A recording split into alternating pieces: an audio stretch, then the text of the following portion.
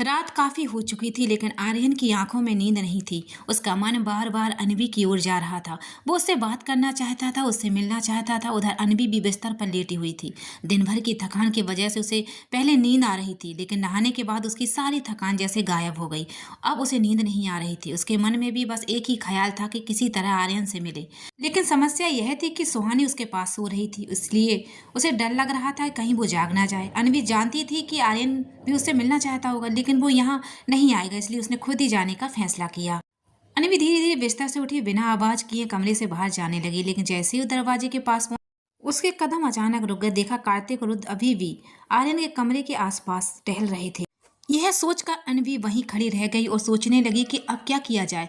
थोड़ी देर सोचने के बाद उसके दिमाग में एक नया तरीका आया। वह वापस अपनी खिड़की के पास गई, कुछ पल चांद को देखते हुए खड़ी रही। फिर अचानक उसने खिड़की से नीचे छलांग लगा दी। खिड़की ज़्यादा ऊंची नहीं थी, इसलिए उसे चोट नहीं लगी। नीचे उतरने के बाद वह धीरे धीरे आर्यन के कमरे की तरफ बढ़ गई। आर्यन का कमरा ऊपर था, लेकिन अनवी भी हार मानने वालों में से नहीं थी। उसने देखा कि खिड़की के पास एक पाइप लगा हुआ है।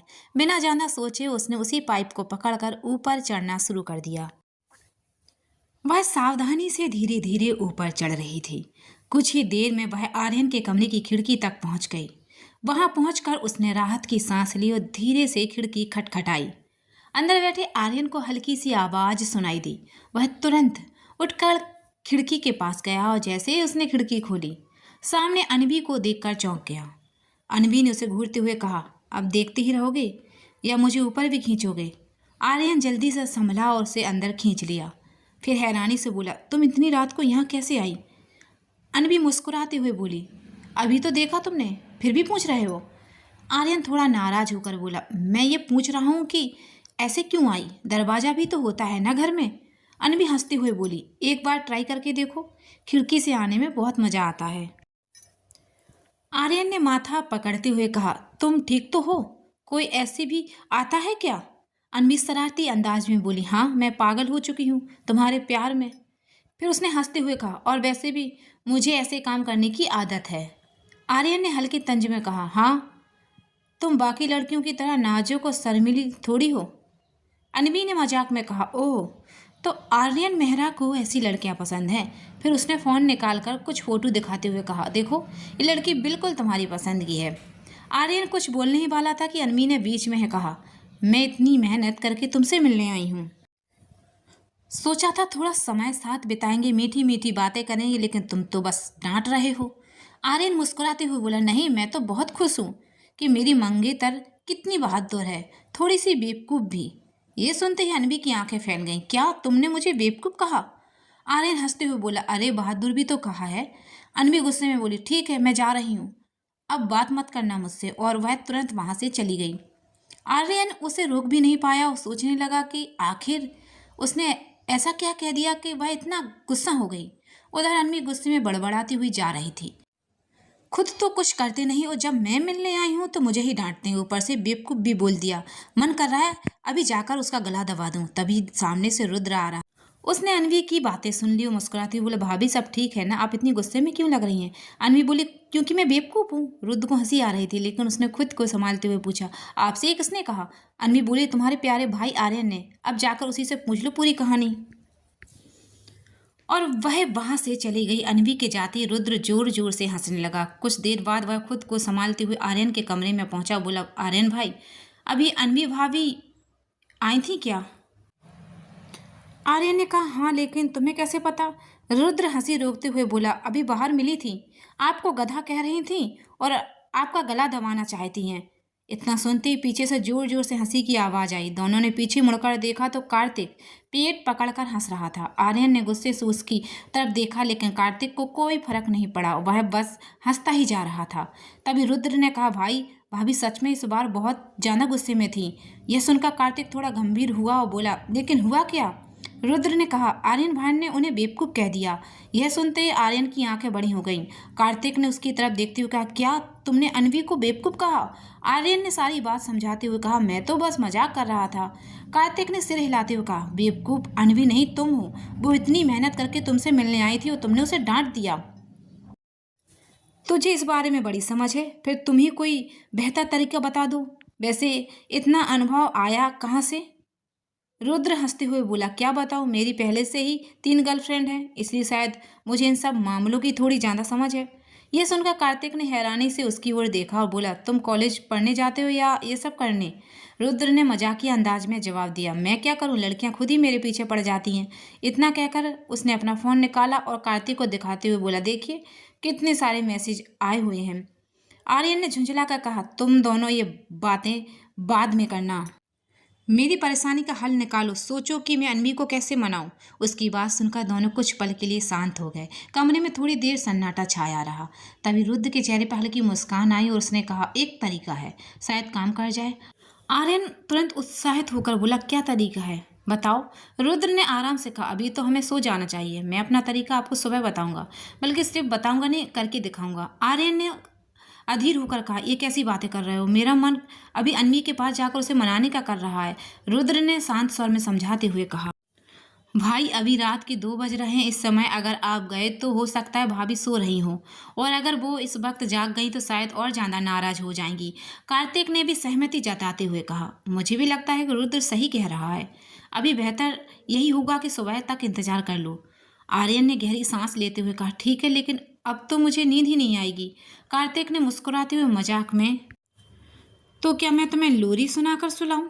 आर्यन ने उसे घूरते हुए कहा, बस करो, और अब तुम दोनों यहाँ से जा सकते हो। रात गहरी हो चुकी थी, कमरे में हल्की खामोशी पसरी हुई थी। तभी आर्यन ने वह रिकॉर्डिंग सुनी और उसका चेहरा अचानक गंभीर हो गया। उसने तुरंत रुद्र और कार्तिक की तरफ देखा।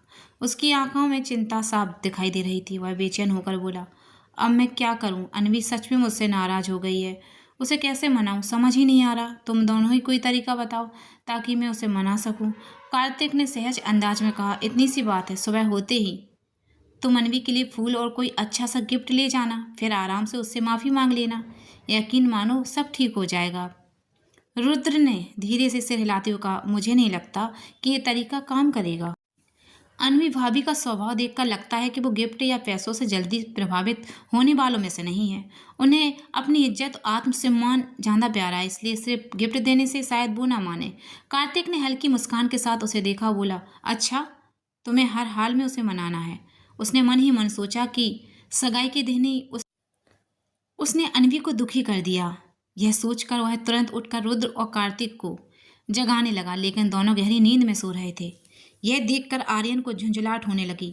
वह चुपचाप बिस्तर से उठा और बाथरूम की तरफ चला गया। कुछ ही देर में वह एक बाल्टी भरकर पानी लेकर वापस आया और बिना कुछ सोचे समझे उसने पूरा पानी दोनों पर उड़ेल दिया। ठंडे पानी की वजह से रुद्र और कार्तिक तुरंत उछल कर बैठे। दोनों ने हैरानी और गुस्से से आर्यन की तरफ देखा। आर्यन ने गंभीर स्वर में कहा, अब तो उठ जाओ ना आप दोनों। रुद्र, तुमने कहा था कि सुबह मुझे अनवी को मनाने का तरीका बताओगे, अब जल्दी से बताओ। रुद्र ने आधी नींद में कहा, क्या सच में आपने हमें सिर्फ इसी बात के लिए इतनी सुबह जगा दिया? आर्यन ने उसे घूरते हुए कहा, हाँ, अब जल्दी से बताओ। रुद्र ने थोड़ा सोचकर कहा, भाई एक काम कीजिए, आप एक गुलाब का फूल लीजिए और खिड़की के रास्ते भाभी के कमरे तक जाइए। जिस तरह वो कल रात आपके पास आई थी, आप भी उसी तरह उनके पास पहुंचिए। आर्यन ने संदेह से पूछा, क्या इससे अनवी मान जाएगी? कार्तिक ने कहा, कम से कम कोशिश तो करनी चाहिए, जाओ और बात करके देखो। आर्यन कुछ पल सोचने लगा, फिर उसने कहा, अगर वो और ज़्यादा नाराज़ हो गई तो? कहीं उसे ऐसा ना लगे कि मैं उसकी नकल करके उसे चिढ़ा रहा हूँ। रुद्र ने आत्मविश्वास के साथ, ऐसा कुछ नहीं होगा भाई, भरोसा रखिए। आर्यन ने सिर हिलाते हुए कहा, नहीं, मुझे लगता है उसे ये तरीका पसंद नहीं आएगा।